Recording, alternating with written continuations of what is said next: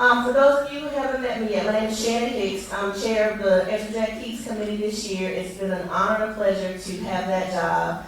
I've been a part of Cable for 10 years now, and Stacy and Virginia were there, so they can vouch for me. I'm so pleased. This is such an amazing personal and professional honor for me. I can't even begin to tell you. This panel, we're going to talk to our winners and honors that were here today, and we're so excited. The committee had a really tough but fun job, but tough, of coming up with who we wanted to honor because everybody was so amazing. But these were, oh gosh, amazing. That's amazing again. Somebody give me an adjective. Brilliant. Brilliant. Okay. Brilliant writers. Brilliant illustrators. So I'm going to bring them up. When I call your name, please join us up here. And Wynter, who is the writer winner for Nail Plants a Tree.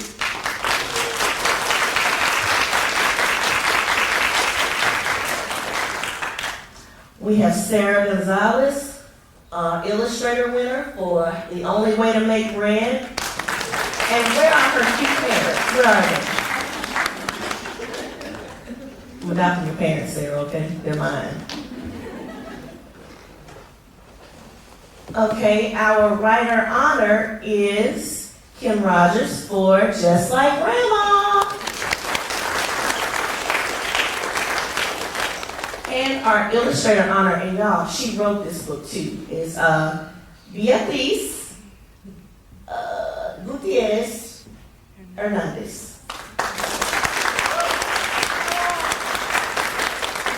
And rounding out our panel, we have the incomparable Carly Herndon, who is the curator of the Grumman collection here at USC. And the person's approval we all crave, Deborah Pope, director of the Ezra Foundation. You know what I think might be a good thing is if you all each grab your book and just hold it up so we can give the audience a reminder of who wrote what? See, anything else gonna make you work up here, huh? Okay. All right, so y'all see? Okay, I'm gonna put the books down just so they see. I got your pictures? Okay. All right. Okay, you can put them down and hold it, do what you want to do. So although I could do my stand-up routine for about 45 minutes up here, y'all didn't come here to see me. This is an opportunity for you all to ask questions of these spectacularly talented, girl power. These amazingly talented women, brilliantly talented women, spectacularly talented women. What do you want to know? So, I'll ask the first question because I have the mic. So for each of you, what gave you the idea for your book? And if you're the illustrator, what gave you the idea for how you would illustrate it? I knew I wanted to write a book about generations and how the younger generation was able to benefit from the work of an older generation, but I didn't know it was going to be about the country. I didn't know it was going to be about, several children and one grandmother, so those things came over time, but the first thought, I think, was kind of this back and forth timeline and multiple generations. I think that really appeals to me. Okay. For the illustrations for this book, kind of similar to you, like thinking about the generations of families that live in an apartment and like the diversity.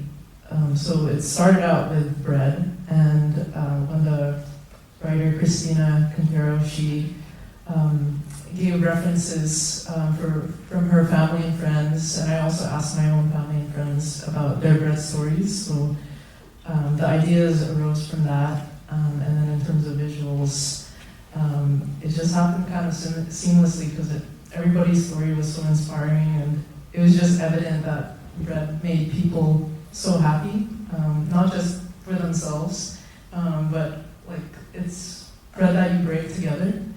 And so starting off, like when I think of bread, at least like on the surface, it's like golden tones, it's warm. So with every single drawing that I did, I always started off with a golden ochre tone, and then that gave the illustrations its color, and especially working with colored pencils on like a watercolor textured paper, it reminded me of bread when you open it up. It was inspiration. I want to say something. I always want to say something. Come on, right? Okay. Everybody, I feel, has a memory of baking bread with somebody in the older generation. I feel like this is one of those universal experiences. And because bread is golden, and so exciting when it comes out of the oven, you know, different than that sort of doughy nothing that went in. I feel like this resonates for that reason for so many people, because we all have that memory, that primal memory. And this, with the colors that you chose, clues into that exact frequency. That was it. I think your illustrations really like hit the senses, because like every time I see those, I just want some bread. Some warm bread with some butter. Yeah. Exactly. Hungry. Butter on everything as well. Thank you. Okay, so now I want some bread and butter. Maybe some wine. Later. That's for For later. So I wrote Just Like Grandma because I wanted to honor the beautiful bond between a granddaughter and her grandmother. In my Wichita culture, we hold our elders in high esteem, and my grandparents, especially my grandmothers, had such a huge impact on my life. And so I wanted to honor all those relationships. In this book, you'll also see the grandfather cooking. That character was based on my dad. He was the main cook in my family. In a lot of families, the women are the cooks. In my family, my dad was. And in my Wichita culture, women are in charge. My grandmother was the boss.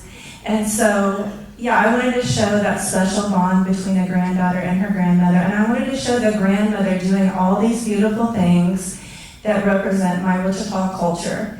She does beadwork. My dad taught me how to bead. I'm not as good as he is, and I still need to get and bead the things that I have. I have a pair of Van shoes. I've beaded one shoe, and that's been probably 2 or 3 years ago. I need to finish. And so grandparents are much better at beading. They have more time than we do.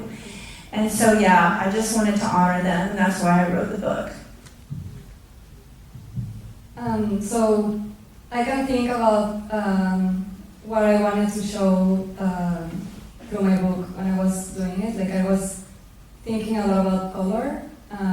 That's what really drives my work. I went back to Mexico 3 years ago. I lived 8 years in the US, and I was really inspired by all the bright colors. That was something that I really thought about when I was doing Benito Juarez. I just used color to show emotion and show his ups and downs, and that's what really drove me while I was working on this. Do you have anything you want to ask? Or? I got questions. I don't want to let everybody talk. So. I'd love to know what brings you the most joy in your work, either on this book or any other books you're working on. Tell us about what makes you the happiest about what you're doing.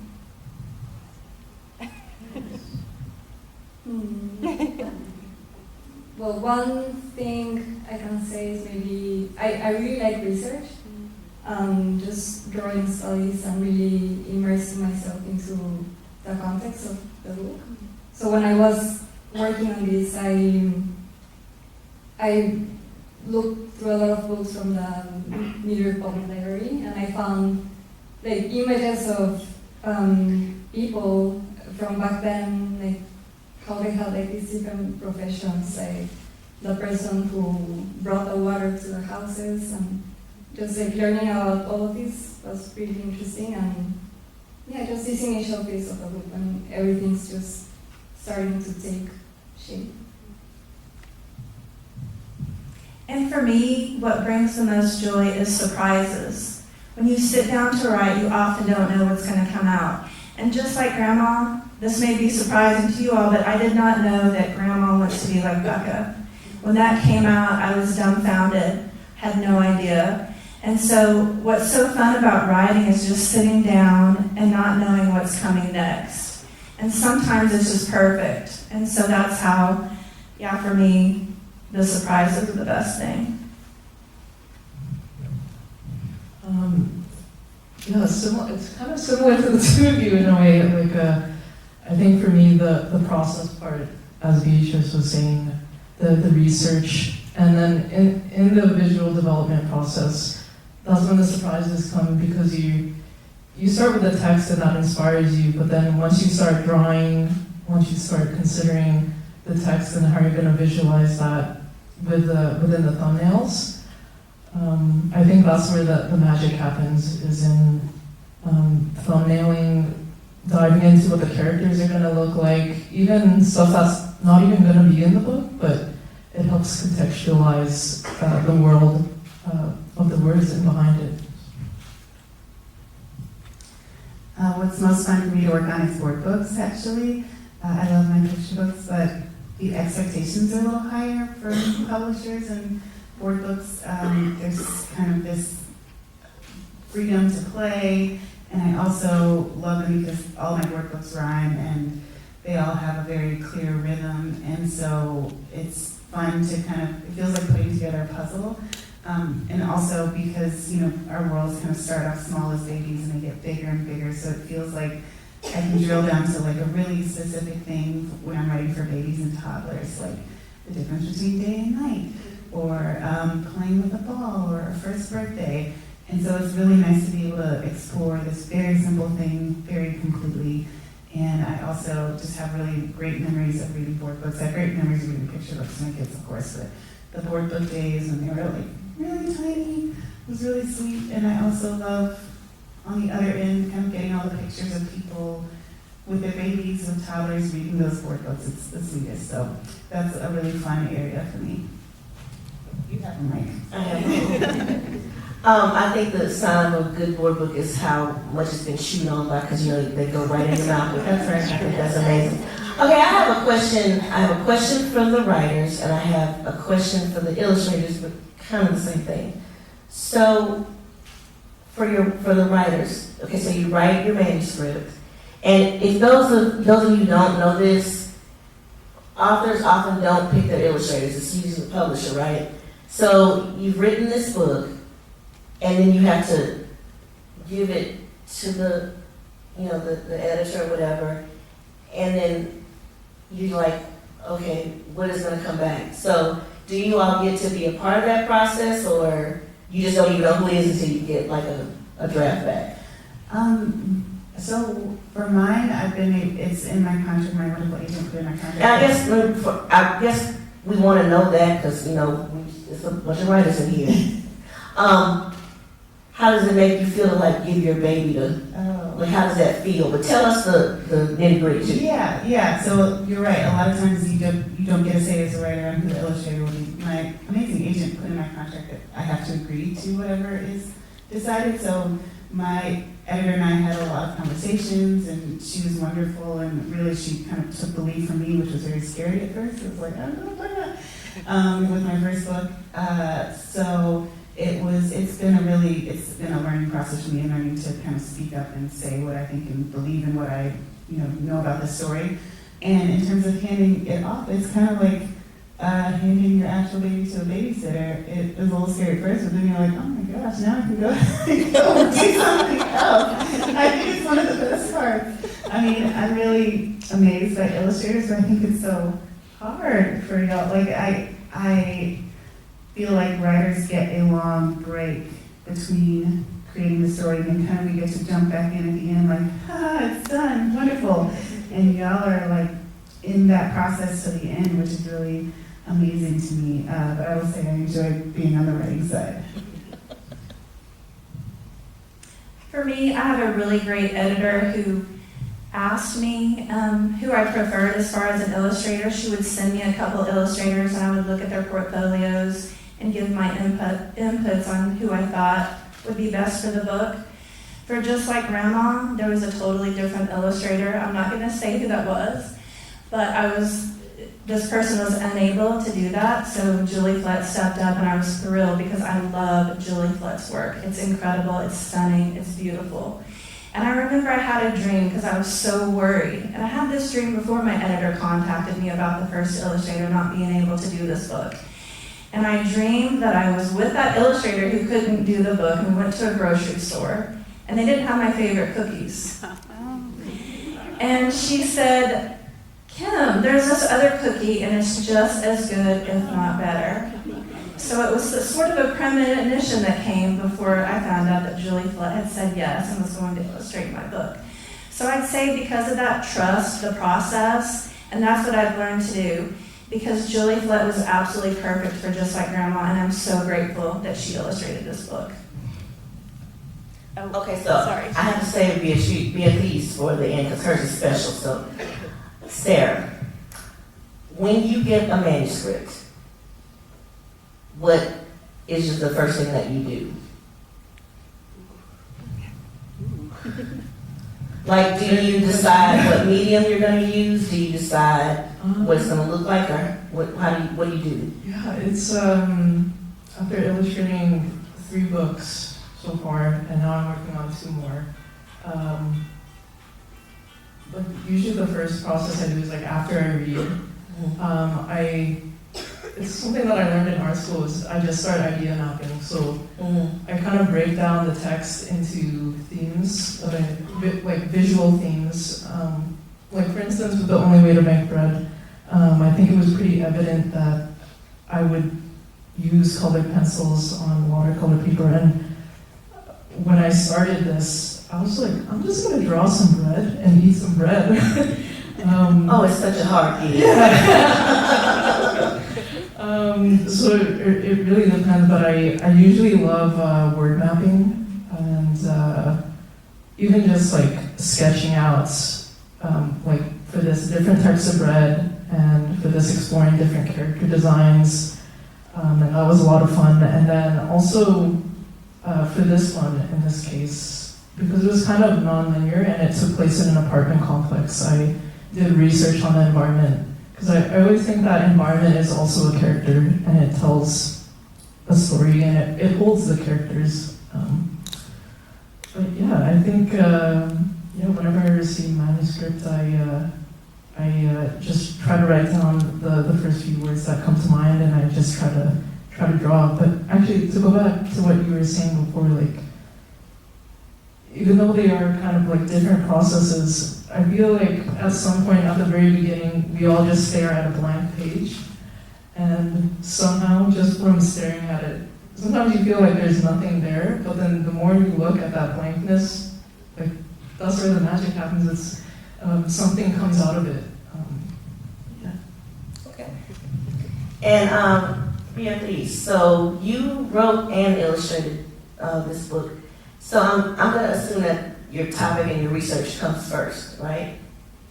The topic And the research? yes. Okay, so before you actually start doing the writing, does the writing come first or the illustrations? Well, in this case, the writing came first, but I did start drawing sketches very early on. So while I was doing research, for the history, but also I was looking at paintings and images from that era. So I did start with words, but it was a very mixed process. Okay.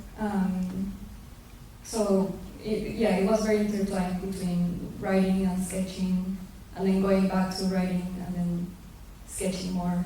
Okay. So, yeah, that was the process. Cool. I feel like James Lipton. That's just for sure. Do we have any questions from the audience? Yes, ma'am. Speak loud. This is a question for the writers or authors. Have you ever had, for any of the books, not just the ones today, illustrations come back and you feel like, that's not what I saw in my mind's eye at all for this? And how did you navigate that with your illustrator? Did everyone hear the question? If you, as a writer, if you get illustrations, and tell me if I'm not paraphrasing right, if you get illustrations back that you're not 100% pleased with, what do you do? Right? Okay.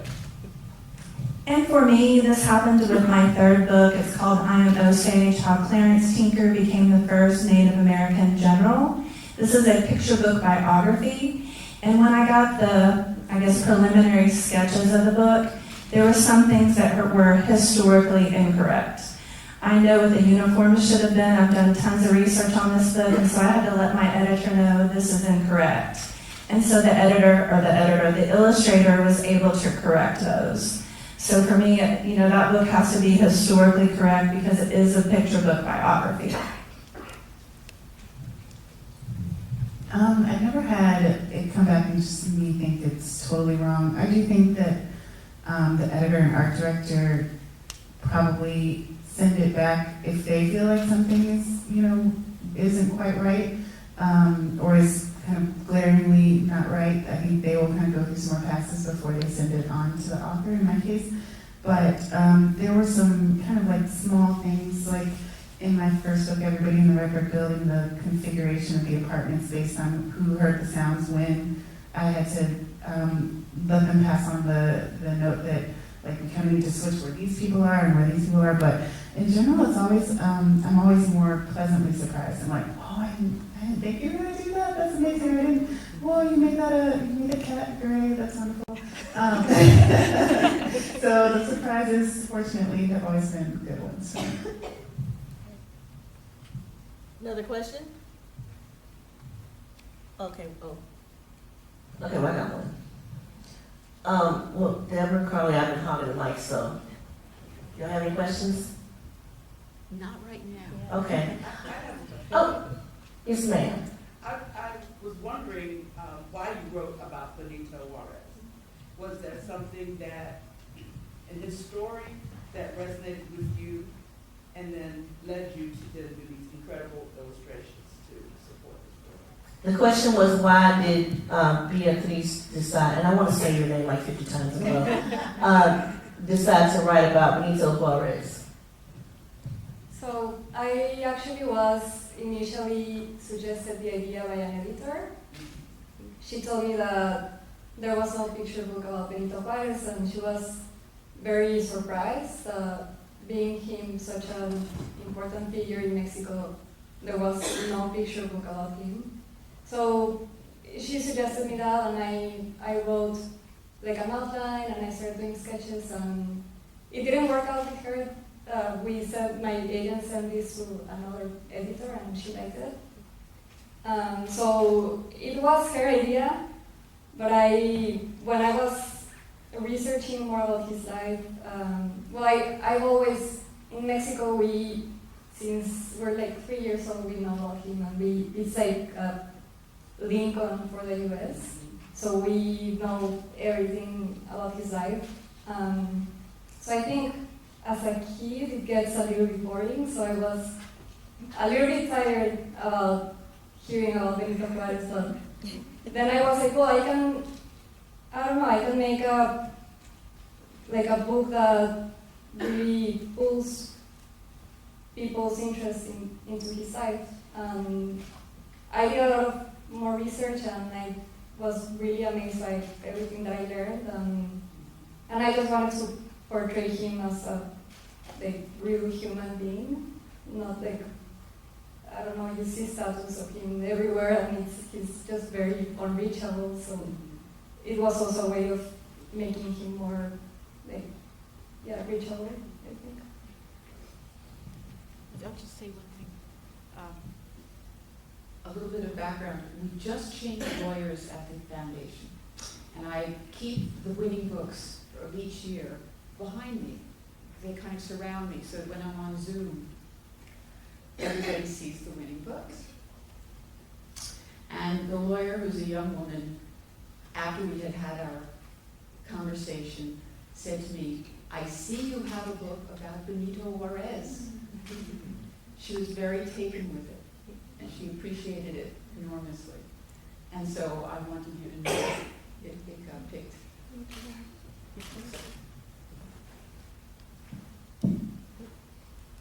I'll come back to the audience for questions, so y'all be thinking, okay?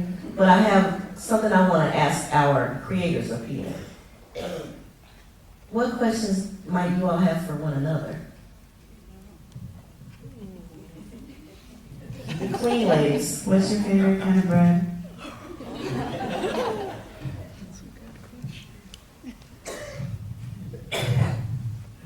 Oh, this is hard. I mean, of course, pandesal, because it's Filipino bread. But in Montreal, there's a lot of French expats over there, so I do eat a lot of baguettes and croissants all the time. More than rice sometimes. But yeah, it would have to be pandesal because it brings back childhood memories for me. But yeah, the bread I do eat most often is probably baguettes and sourdough bread.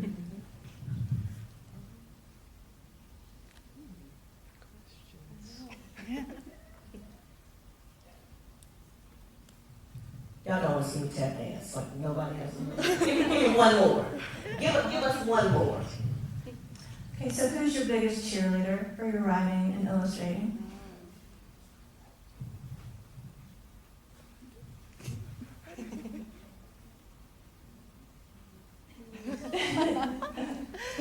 Well, Kim, who's yours?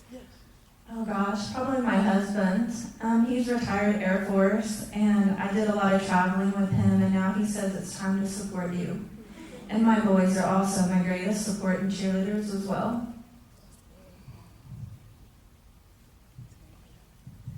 I think my husband too. He tends to be much more of a positive thinker than I am. So I'm like, I don't know, it's like, it looks great to me. But then that makes me not trust his opinion. So if you say everything looks great, stop it, be more discerning. And then a friend from college who's just always been very supportive of my creative pursuits. Her name was Jovan. And back in college, when I took the one Writing for Children Weeks course they offered at the school, she wanted to read my portfolio. She was like, "You're going to be a children's author." I was like, "Oh, no." So the people who continue to say kind things, even when I'm like, "Stop it, be realistic," they just keep expressing kindness and expressing positivity, and I appreciate that. I also have a question after this for all of you. Just thought of one. Yeah, I'd have to say it's my family, my mom and dad. I remember I've done so many drawings in my life, and there have been a lot of stuff that I've thrown away. And somehow, even though I've thrown it away, I've seen it back on the wall. I don't know why, Dad, you would keep those still life drawings.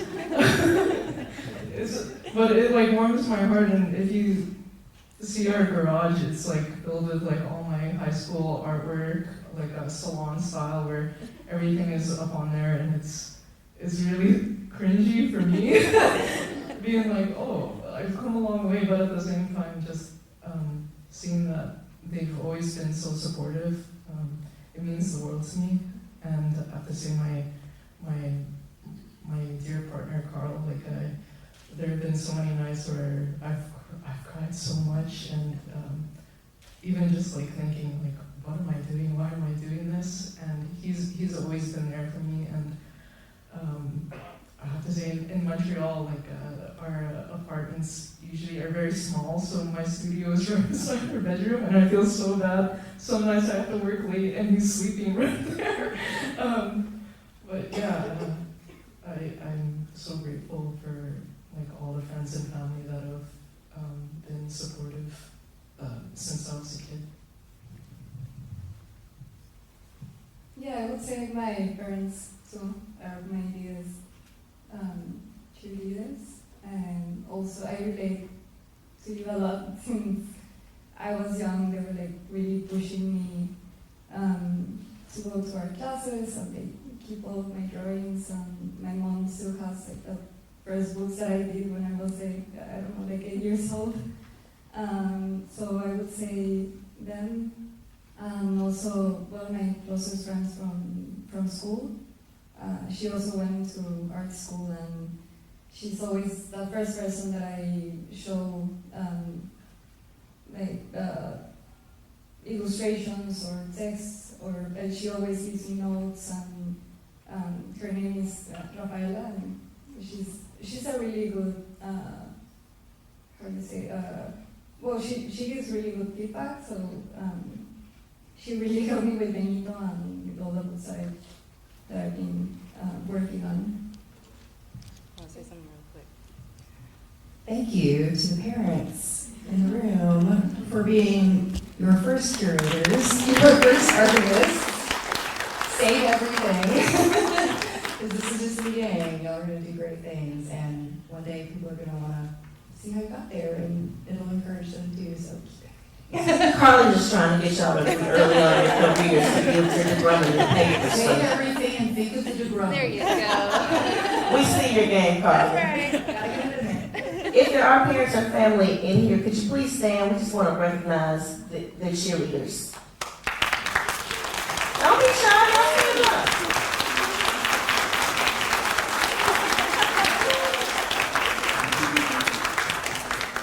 Hey, Deborah has something to say, and then Sarah, you want to come back and ask a question? Well, actually, it was a question, but Sarah, why don't you go first? Okay, then I'll come. For all of you, what did you want to be when you were a kid? Was it always like writer or artist, or how did things change? It's funny, I've always wanted to be a writer. When I was in the first grade, I wrote my first poem. And I remember it was on a worksheet. I think it was a spelling sheet. And my teacher said, Kim, I really like this. And it was raining that day, and I felt so much emotion, and I had to put it on the page. And so writing has always been big for me. When I was a little kid, I wrote this adventure story about a horse. And I wish my parents had kept all my things. We laugh about that now, but I've kept boxes and boxes of my kids' writings and things like that so that I can show them one day. And so, yeah. I wanted to be an author, a playwright, a Broadway actress, and an astronaut. Totally do it. I think I also always wanted to be an artist, but I did have some stages where I wanted to be a marine biologist or an astronomer, but I was really bad at science, so it didn't work out. So hard.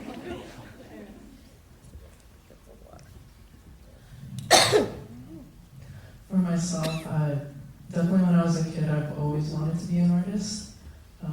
But I remember, I think pretty vividly, like in grade 6, I was talking to my friend, and I was like, this life as an artist is not practical. I have to stop drawing and focus on studying.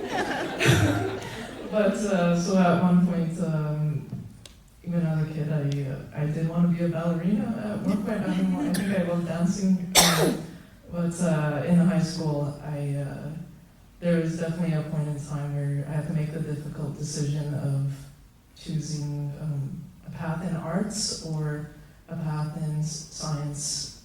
To give a bit of background, my family works in healthcare. My eldest sister is a nurse, my second eldest sister is a dentist, and my brother is an optometrist, and I am the artist. And that's not even just me, like even our extended family are all in healthcare, so there is a lot of that pressure to go in there, and it's tough though, like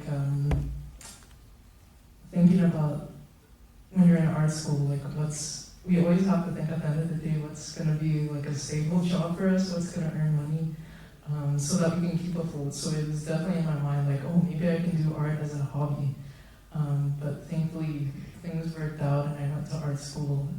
But yeah, before picture books, I was actually in the video game industry, and I worked as a concept artist. It's very different, it's very stable, but it's really great working with a team. And I've learned a lot from, like, one of the main things that I've learned is like not to be too precious, and the concept phase is so much fun. So yeah, I kind of diverged, but Deborah. Just just very simple. You mentioned that you're working on 2 more books. So I wanted to ask, what's next? What are you working on? What are you thinking about now that you're award-winning authors and illustrators? I had a couple board books come out about a couple weeks ago called No More Sleeping In and I can't remember the name of it. Just Like You. And then this summer I have a picture book coming out called Patrick and the Not So Perfect Party. And then I have a picture book coming out next year with Jerome Humphrey. And actually, after this year, I have 2 picture books coming out with past Ezra Keats winners and honorees. So in 2025, Jerome Humphrey, and then in 2026, a picture book with Misha Archer.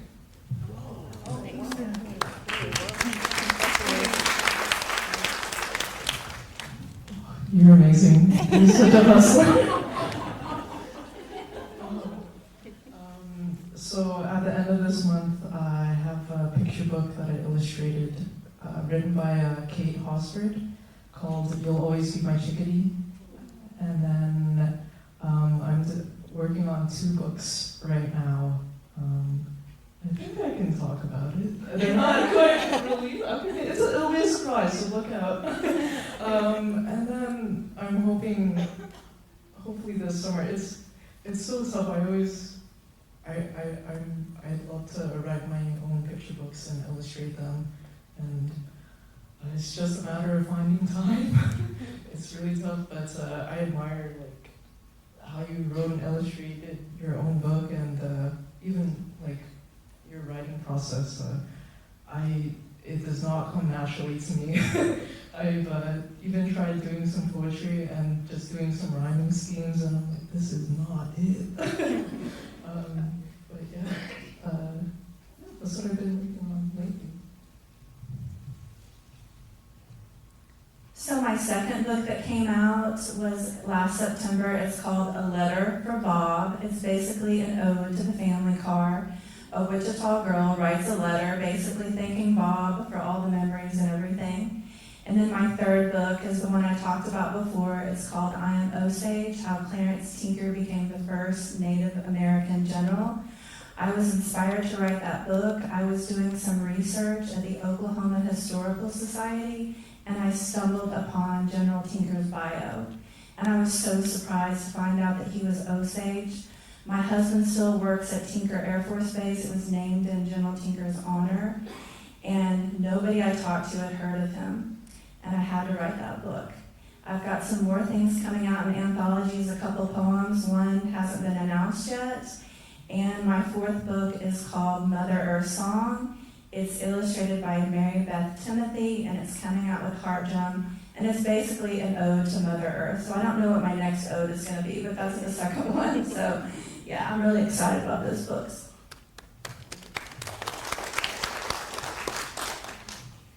So I'm having a picture book published this June, written by Rickon Deacon. It's called Desert Song. It's about a family that sings in the desert. And then right now I'm working on a picture book that I'm also writing. I still don't know when it's gonna come out, but it's about sea turtles in the coast of Oaxaca in Mexico. I would be interested to know if you would share what it was like, the emotions that you felt, the experience where you were the first time you saw your work out, like in a bookstore or wherever it was, in a park. You want to repeat the question? So someone asked, what were the emotions that came up when you first saw your finished, published book out in the wild, in the world?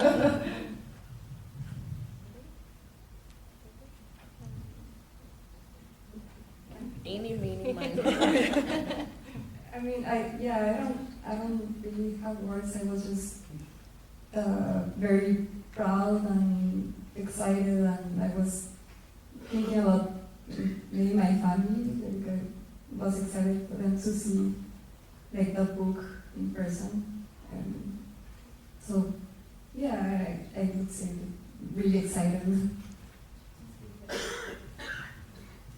For me, the most emotions came from when I saw the final illustrations of the book. If you were at the ceremony, I mentioned this before, but I was getting ready for a snowstorm. I was getting ready to go into the grocery store and stock up on some things, and I got an email on my phone from my editor about Just Like Grandma. We had gotten the final illustrations in, and she said, "Kim, you need to sit down.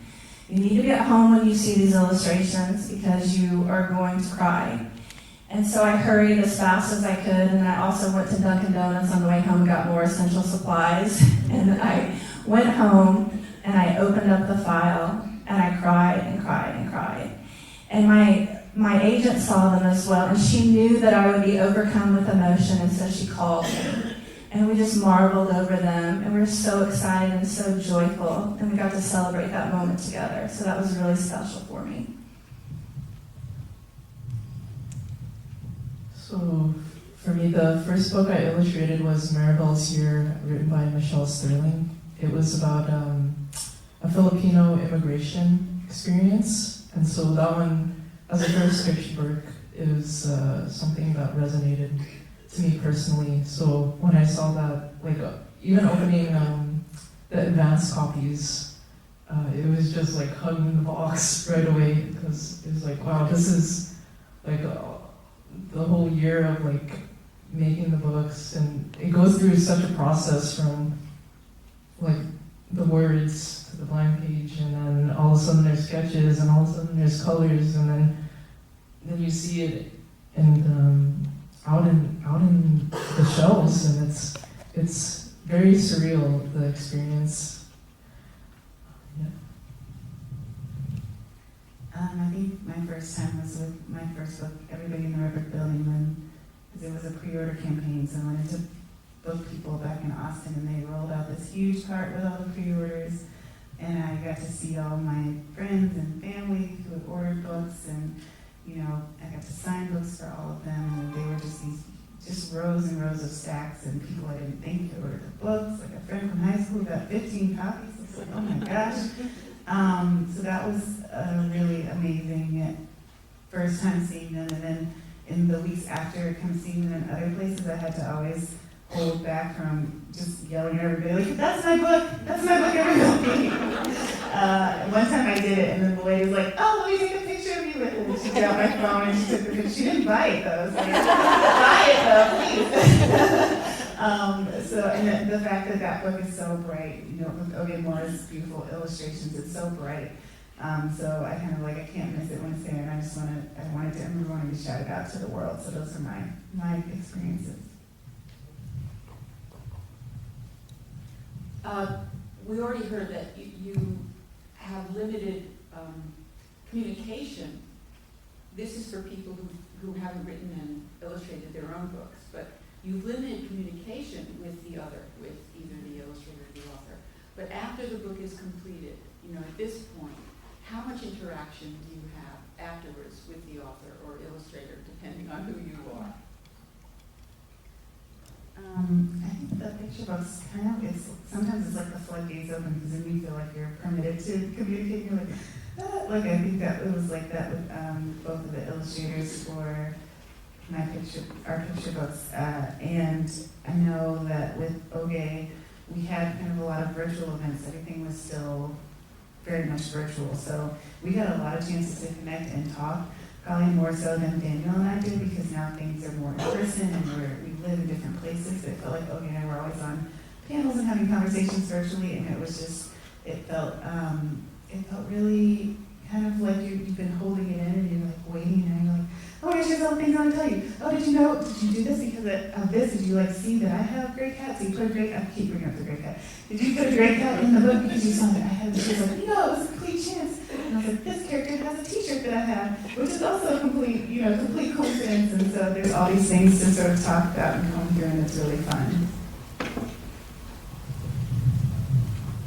For me, with illustrating those first two picture books, that was my first time, so I didn't really know what the process was like. So I learned that from my editor, no, just do your thing. Don't worry. If there's any questions, do it through me. But yeah, I was itching to talk to Michelle Sterling and Christina Quintero, happy to call them my friends now as well, especially Christina Quintero. Like when I first met her, like, just her energy and her warmth, and she's so intelligent as well. I hope you get a chance to meet her one day. She's so wonderful, and yeah, I'm happy that I got a chance to do a book launch with her. So she's actually from Alberta as well, so I ended up going over there for our book launch, and it was extremely heartwarming experience because all her family was there. I have a lot of family in Alberta, and we sold out all the books. All my aunties cut in line. It was so it was ridiculous, but it's things like that. Like I wasn't. It was a beautiful surprise to go back to surprises. Like just to know that she kind of had a similar upbringing in some way, and we were both from Alberta. So yeah, I love meeting the writers after. And for me, my editor is always the liaison between me and the illustrator. I did get a chance to meet Julie Flett, and that was online, and we did a book event through Books of Wonder in New York. And it was such an emotional experience for us both. And she had never heard me read just like Grandma out loud, and she turned her camera off because she was overcome by emotion, and I was overcome by emotion as well. And then after the event was over, my editor emailed us both, and she said, you made us cry, or you made me cry. And so it's just a really special thing to be able to meet the illustrator. I can't wait till someday I get to meet Julie in person. Julie lives in Canada, so I'm hoping that we meet at a book event someday. I realize you have had that experience, so go. Okay, so yeah, it was with Dreams from Many Rivers. Yeah, we didn't really get to talk, maybe a few exchanges. And I feel kind of sad because we never really met. There was an event, I think, in California, and I was based in New York. But we did have a few exchanges, and she was really happy with the work, and I enjoyed so much illustrating her works. But yeah, I didn't get a chance to really talk with her. I think that it's not so unusual. I think that these stories are more unusual. They're wonderful, but I think it's very common for the author and illustrator to never really, that they're never able to connect. And this is something I've never understood, but the editors seem to understand it. So. I have a question. Just for inspiring authors as well as artists out in the room or watching this afterwards online, what are some of your words of encouragement and kind of realistic expectations? Because I believe sometimes people think they can, open up a book, write something, and everything will be done, or illustrate something. Wait, that's not how it happens? You'll just start writing and it's done first pass? The question was, what are some words of encouragement that these creators would offer? Beatriz, you got the mic. The pressure's on. I don't know, I would say just look at work of in my case of illustrators that you love, and for me, I think that's what initially inspired me, and then do work about things that you're interested in. Like right now, I'm working on a picture book about sea turtles, and it gets me really excited to learn about the subject and draw pictures and just maybe do something about a subject that you're really interested in or very passionate about. And I think for me, if you are an aspiring writer, you need to realize that writing for children is serious business. It's just as important as writing for adults, and it's very difficult to do. It takes authors sometimes, 10 to 20 years to get a book published. The most important thing to do is to learn your craft.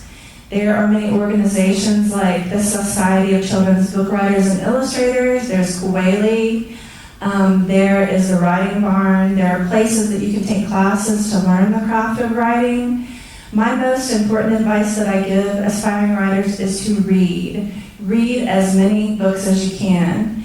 Don't just read the books that you read when you're a child. Read the books within the last 5 years or so. Read award-winning books. See what's on the market currently right now. So that's the advice that I would give. Those are great advice. Especially Beatriz, I can relate to that. Like when you're kind of stuck, it's kind of like hard to find inspiration sometimes. But I think, especially like, sometimes I find that it's the things in life that inspire, like to write a story, or like, for instance, like with The Only Way to Make Bread, like it was our family and friends that gave us our inspiration, or it was like our childhood memories, and it was things that we've experienced that help kind of like nourish our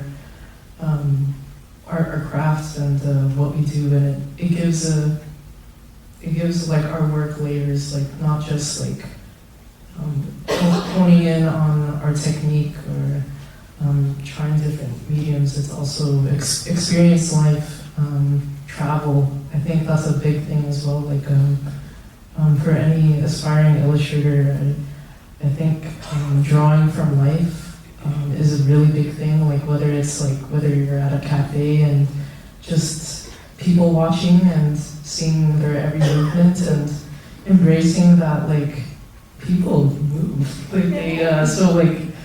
I find it frustrating sometimes. I'm like, oh, they moved their hand. I wish they stayed there in that one spot. But then it's like, oh, I'm gonna start drawing them in another position. And there's a lot of beauty in just like observation, and especially doing like plein air paintings, like painting environments. A travel destination I recommend for any illustrator is Iceland, because you have ice, fire. Green everywhere. It's a beautiful place, so that's something I recommend. My kids were obsessed with Iceland for a long time because there's an exhibit in Galveston called Iceland, and they kind of conflated the two and thought that they were going to Iceland, and they would go to preschool and talk about Iceland. I was like, we were in Galveston, Texas. My advice would be to find a community of people who have the same goals as you and are at the same spot as you, or at the same level as you. So if you are all kind of just starting out, it's really good to have a group, because you can learn together, you can compare resources, you can, if one of you finds a really great class, you can tell the others about the class, and you can all do it together. If one of you if you're all trying to be picture book writers, and somebody read a really amazing, mind-blowing picture book, you share it with each other. And then you also, I've mentioned that I'm a bit pessimistic when it comes to my own stuff, but with other people, it's much easier to be a cheerleader for them and to encourage them, and that you not only are doing it for each other so that you have other people encouraging you, you also get practice kind of being more hopeful for your own work. So it's really great, and those communities can last as you all progress. Even if you're progressing at different levels for your career, it can just last, and those friendships can really be very meaningful. Has anyone had an experience where children have given you feedback on your books? I know you have. My kids give me feedback all the time. Very harsh feedback.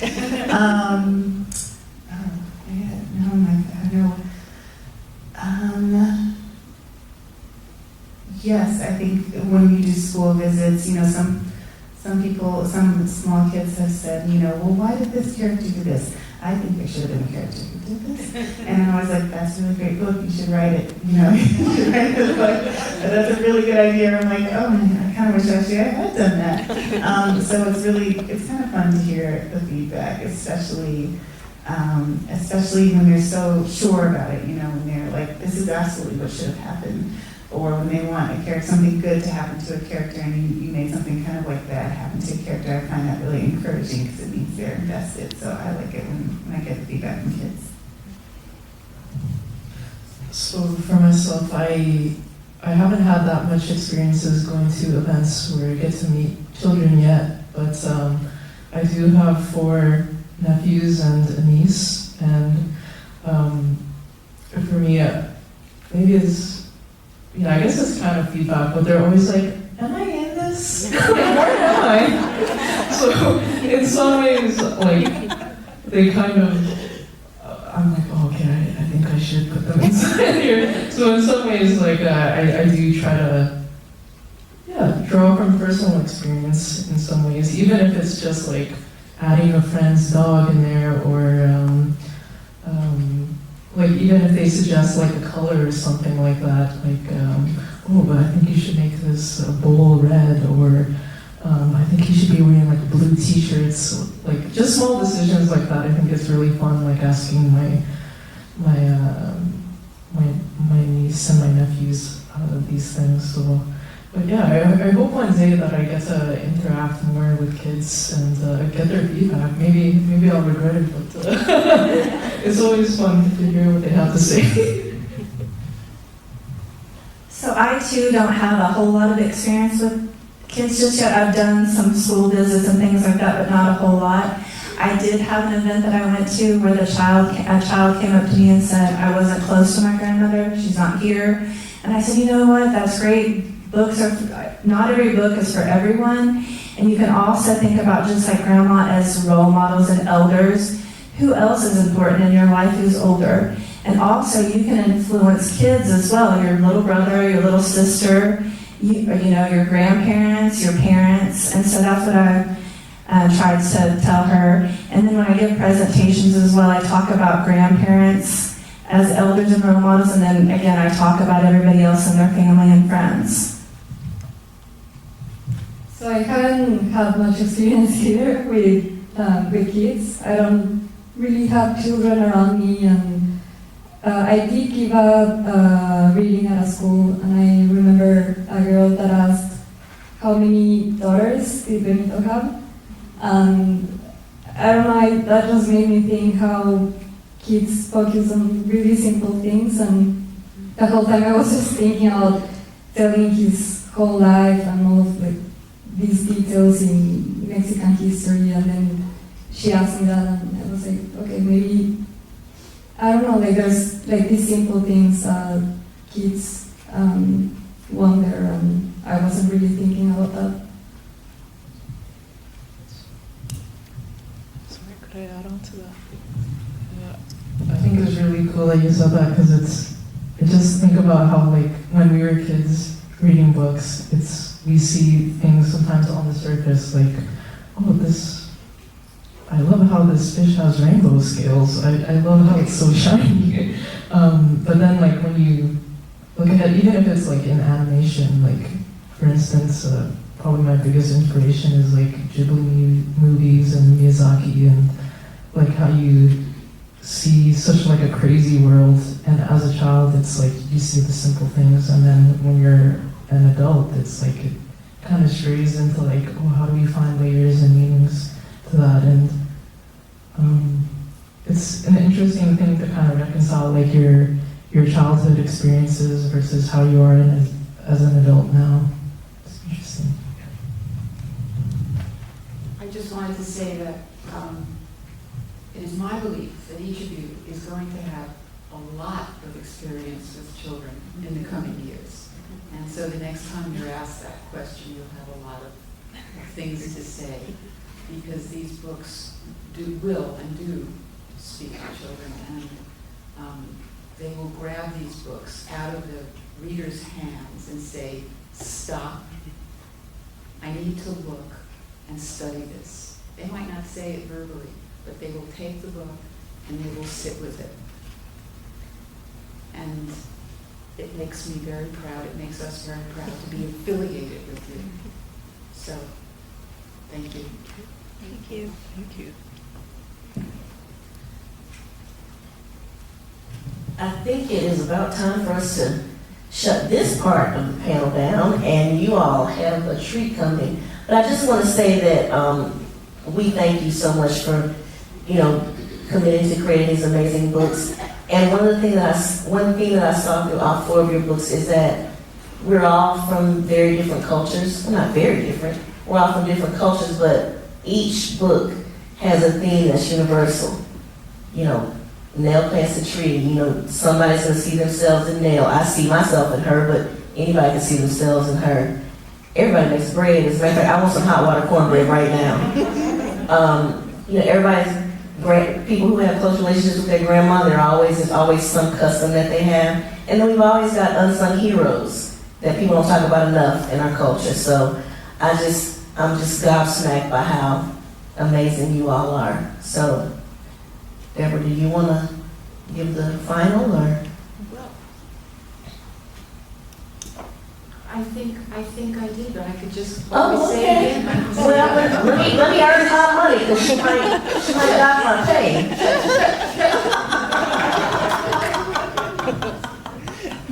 I said this, I think, to you individually, or maybe even as a group, but it is your work that makes our work possible. And when I say we're honored by your presence and honored to be affiliated with it, I hope you really know that this is true. And so, thank you. And even though I don't know what Ezra would say, I'm going to guess that he would be absolutely floored that you have the image of Peter on your books. He would be so honored. Thank you. Thank you.